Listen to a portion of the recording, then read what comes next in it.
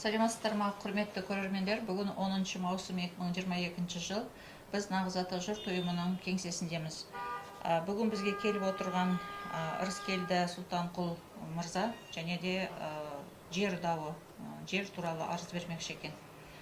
Ырыскелді, енді өзіңді таныстырып, айтатын арызыңды айта бер.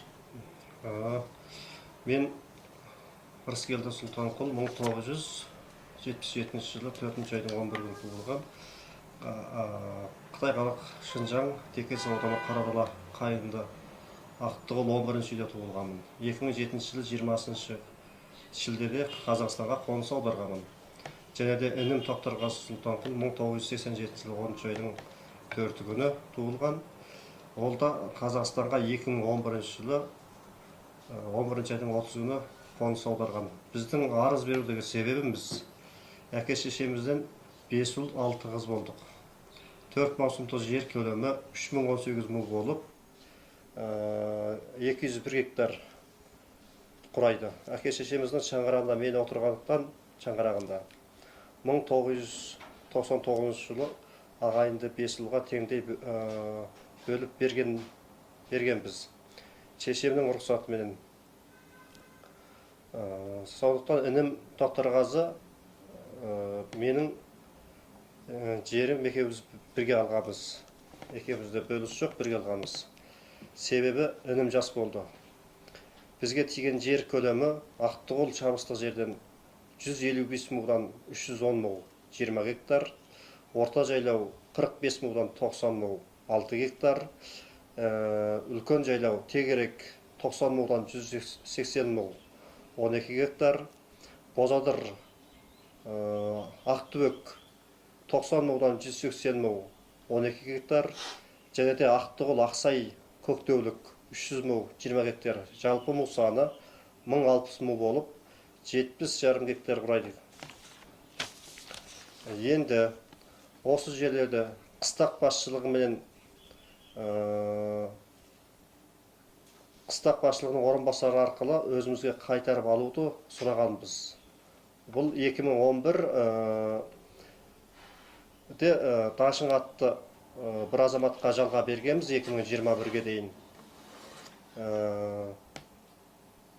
Бұл қыстақ басшылығынан 10 жылдық уақытты біткендіктен өзімізге қайтарып алуды сұраса, қыстақ басшылығы біз ешқандай жауап бермеді. Ал сол жерде тұратын Жаңай Сұлтанқұл ағамыздың қолында шешеміздің 5 балаға бөліп берген сенім хаты және де үлкен жеңгеміздің қолында жер құжаты болғандықтан оның жарамдылығы 2049 жылға дейін. Осыны бізге бере алмай отыр жеңгемізді, ағамызды. Қытайдың осы солақай саясаттан бұл кісілер қорқады, беруден бас тартып отыр. Кейінде сұрағанымызда жаңағы ағамыз Жаңай, мен қыстақ басшылығының рұқсатымен беремін. Рұқсат берсе беремін, бермесе мен бере алмаймын деген жауапты айтты. Бірақ та бізге әлі жауап бермеді де, ешқандай хабарсыз. Құжат бойынша 2049 жылға дейінгі пайдалану құқығы болғандықтан заңда өрескел бұзбай өзіме қайтарып беруді талап етемін. Okay, so ladies and gentlemen, today the 10th of June 2022 and we are in the office of Nағыз Атажұрт Human Rights Organization and we are having today Ырыскелді Сұлтанқұл, who was born on the 11th of April 1977 and he moved to Kazakhstan on the 20th of July 2007 from the house 11 Kayındı Ақтығыл Hamlet, village of Karadala, Tekes County, Xinjiang, China. Now he is a citizen of the Republic of Kazakhstan, living at address 17 Sadovaya Street, Bolek Village, Esek Town, in KAZAKH district, Алматы region.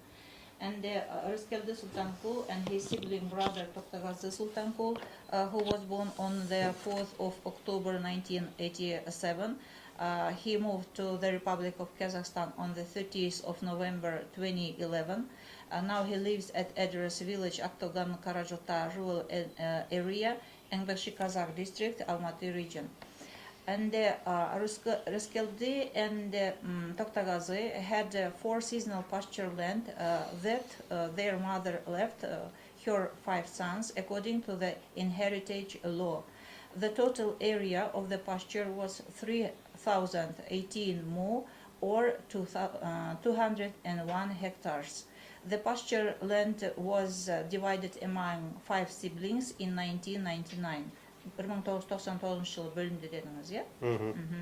In 1999. So, grassland of Aktugul area is 155 mu per a person, so 310 mu for 2 people. That's 20 hectares.